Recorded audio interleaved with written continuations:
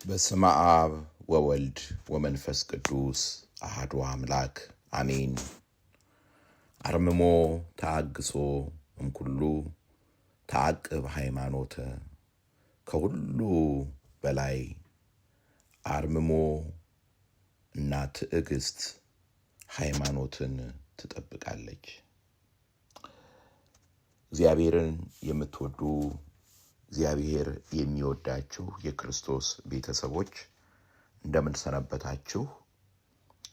እንኳን ለአራተኛው ሳምንት የአብይ ጾም ሳምንት ለመጻጉዕ ሳምንት በሰላም በጤና አደረሳችሁ።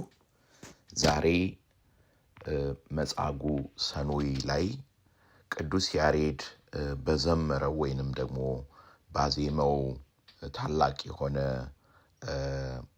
መጽሐፍ ቅዱሳዊ አምላካዊ በሆነ ቃል ነው የዛሬውን የምናሰላስልበትን ቃል የጀመርነው። ቅዱስ ያሬድ በጣም ታላቅ ነገር ዛሬ ያነሳልናል። በዚህ በመንፈሳዊ ሕይወታችን ልንኖረው ልንለማመደው የራሳችን ልናደርገው የሚገባንን ታላቅ መንፈሳዊ መሳሪያ ይነግረናል። አርምሞን ወይም ዝምታን በእግዚአብሔር ፊት ጸጥ ማሰኘት፣ አፋችንን ብቻ ሳይሆን ውስጣችንንም ጭምር። ምን ይለናል? አርምሞ ከትዕግስት ጋራ ከሁሉ ይልቅ ሃይማኖትን ትጠብቃለች።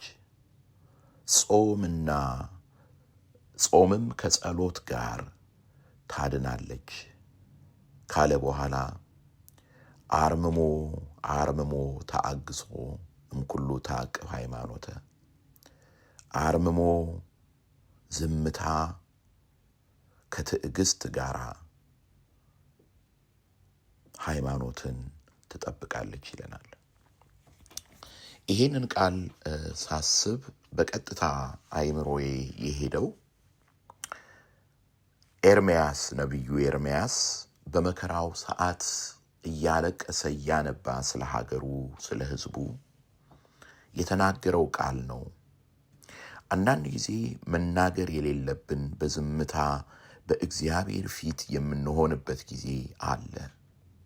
ያ ጊዜ ዝም ብሎ ባዶ ጊዜ አይደለም።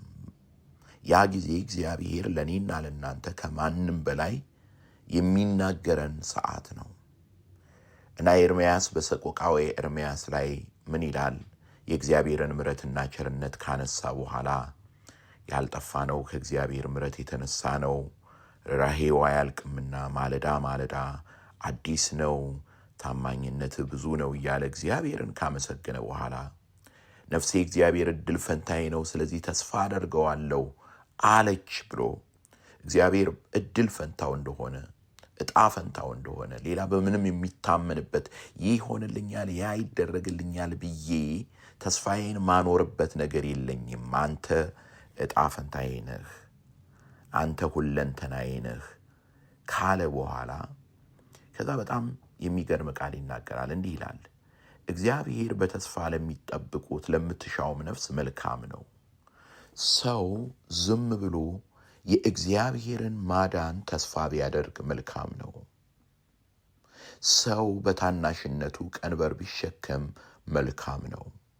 እርሱ አሸክሞታልና ዝም ብሎ ለብቻው ይቀመጥ። ተስፋ የሆነው እንደሆነ አፉን በአፈር ውስጥ ያኑር፣ ጉንጩን ለሚመታው ይስጥ፣ ስድብንም ይጥገብ ይላል። ከባድ ነው አደል? ከባድ ነው ለጊዜው። ለምን? ምክንያቱም እንዴት ዝም እላለሁ? መናገር ሲገባኝ ማድረግ ሲገባኝ። ወንድሞቼ እህቶቼ፣ ወደ ብዙ ፈተና አንዳንድ ጊዜ የምንገባው ከዝምታችን አይደለም ከንግግራችን ነው። ነገ ከነገ ወዲያ በጸጸት እንድንሞላ የሚያደርገን ብዙ መናገራችን ነው። አፋችን መርገምን ሲጠራ፣ አፋችን መቅሰፍትን ሲጠራ፣ አፋችን ሌላ ቁስለትን ለራሳችንም ለሚሰማንም ስናደርግ እንገኛለን። ስለዚህ ኤርምያስ በመከራው ሰዓት ሊለማመደው ሊኖረው ሊመላለስበት ያሰበውን ነገር እዚህ ጋር ይነግረናል። ምን ይላል? ሰው ዝም ብሎ የእግዚአብሔርን ማዳን ተስፋ ቢያደርግ መልካም ነው። ይሄ የዝምታ ጉልበት ከየት ነው የሚገኘው ካላችሁኝ፣ የእግዚአብሔርን ማዳን ተስፋ ከማድረግ ነው። የእግዚአብሔርን ማዳን ተስፋ ከማድረግ ነው። ሰው እንዴት ነው ቀንበሩን ተሸክሞ ዝም የሚለው? ሰው እንዴት ነው ለሚጎዳው ጉዳት አጸፋ ሳይሰጥ ዝም የሚለው? ከየት ነው ያን ጉልበት የሚያገኘው ካልን መጨረሻ ላይ ይናገራል። ምን ይላል? እርሱ አሸክሞታልና ዝም ብሎ ለብቻው ይቀመጥ። ተስፋ የሆነው እንደሆነ አፉን በአፈር ውስጥ ያኑር፣ ጉንጩን ለሚመታው ይስጥ፣ ስድብንም ይጥገብ ካለ በኋላ ጌታ ለዘላለም አይጥልምና ቢያሳዝንም እንደ ምሕረቱ ብዛት ይራራልና። ስለዚህ ይሄ ዝምታችን የሚመነጨው የማይረሳን አምላክ እንዳለ፣ የማይተወን አምላክ እንዳለን ስንገነዘብ ነው። ስለዚህ ነው ቅዱስ ያሬድ ምን አለ? አርምሞ ተአግሶ እምኩሉ ተአቅብ ሃይማኖተ። አርምሞ እና ትዕግስት ከሁሉ ይልቅ ሃይማኖትን ትጠብቃለች። ይሄንኑ ቃል ሐናም ሳሙኤል ታጸናልናለች። ምንድን ነው ምትለን? ማለት ብዙ ሊያናግሯት ተናግረው የሚያናግሩ በዙሪያዋ ነበሩ። ስለዚህ ምን አለች?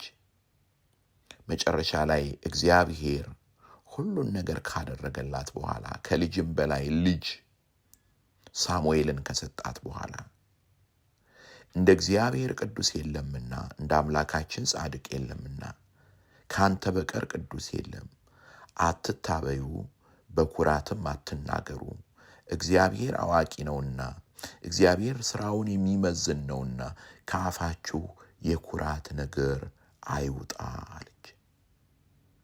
ከአፋችሁ የኩራት ነገር አይውጣ። በነገራችን ላይ ሰካራም እስክትባል ድረስ ያደረሳት ያን ብሶቷን ብዙ ለሰው መናገር ሲገባት ግን በዝምታ በእግዚአብሔር ፊት እንባዋን ብቻ እያፈሰሰች ለሱ ብቻ በሚሰማው መንገድ መናገሯ ነበር። የዝምታ ህይወቷ ነበር ያን ያሰኛት። ስለዚህ አንዳንድ ጊዜ በአርምሞ መሆን የሚገባን ጊዜ አለ።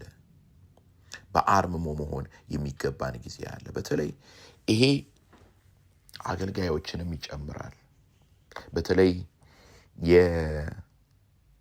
የቃል ስጦታ የተሰጠን ማለት ቃላትን ማቀናበር በቀላሉ የምንችል ሰዎች በጣም መጠንቀቅ አለብን። ስለምንናገረው ነገር ብዙ ተናግረው ሊያናግሩን የሚፈልጉ ሰዎች ይኖራሉ።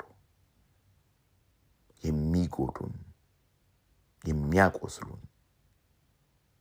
ነገር ግን አርምሞ ከትዕግስት ጋር ሃይማኖትን ትጠብቃለች።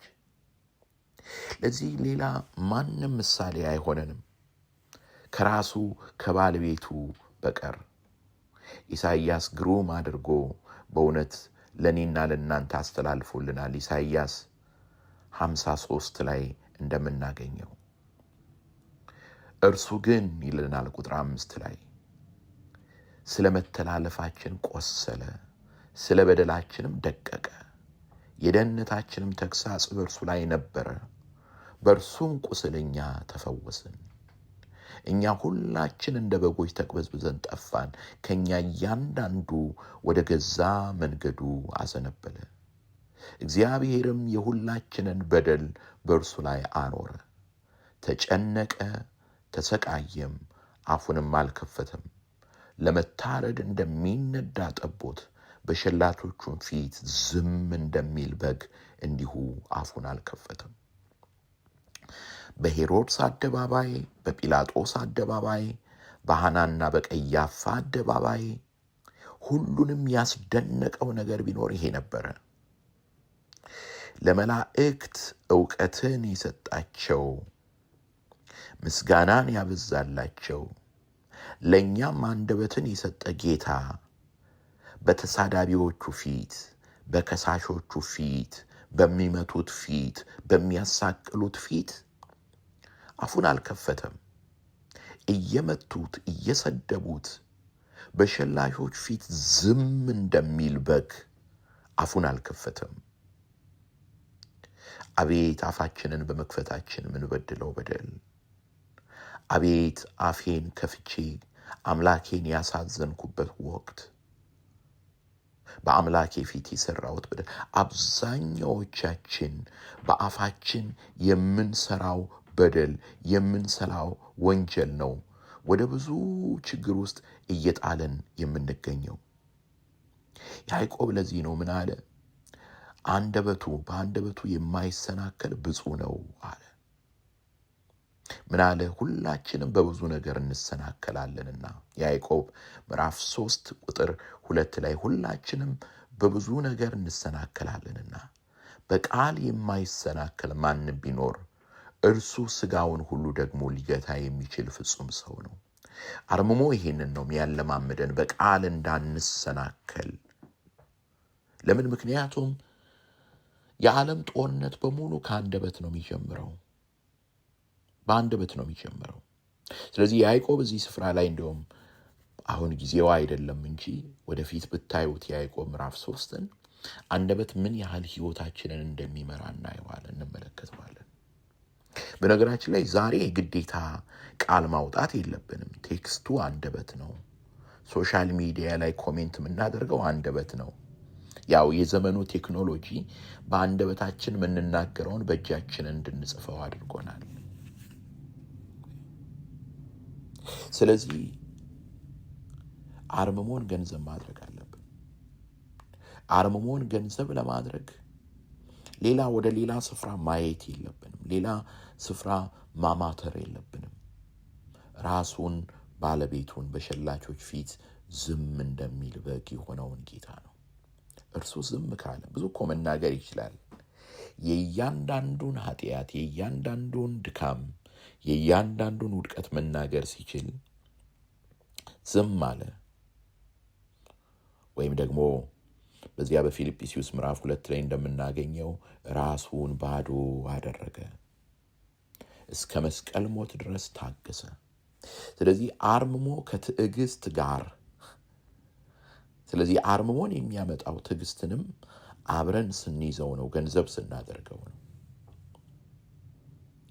የኔን እዚህ ላይ ላቁመው፣ ምክንያቱም በዚህ ሰዓት በጣም ወደ ራሳችን እንድናይ ወደ ራሳችን እንድንመለከት ስለሆነ በዚህ አጋጣሚ ኮሜንት በመስጠት ራሳችሁን የምታዩበትን ጊዜ በመስጠት ለሌሎችም ለእናንተም ትምህርት የሚሆነውን ነገር እያካፈላችሁ ያላችሁ እግዚአብሔር ይባርካችሁ። ብዙ ሰዎች ናችሁ እየተሳተፋችሁ ያላችሁት። ስለዚህ ምን ትላላችሁ? እስቲ የአርምሞ ህይወት አላችሁ? የዝምታ ህይወት አላችሁ? አንዳንድ ጊዜ ህሊናችሁንም ውጫዊ የሆነውንም ጩኸትንም ጸጥ አሰኝታችሁ በእግዚአብሔር ፊት የምትሆኑበት ጊዜ አላችሁ? ወይንስ ዝምታ ያስፈራችኋል? አሁን ሞደርን የሆነው ሰው አብዛኛው ሰው የሚጮህ ነገር ከሌለ ጸጥ ተሰኝቶ መቀመጥን በጣም ነው የሚያስፈራው። ዝምታ ያስፈራዋል። የሆነ ነገር መጮህ አለበት። ስለዚህ ጥያቄ ልጠይቃችሁ፣ ስለ አርምሞ ምን ትላላችሁ? አስተያየታችሁን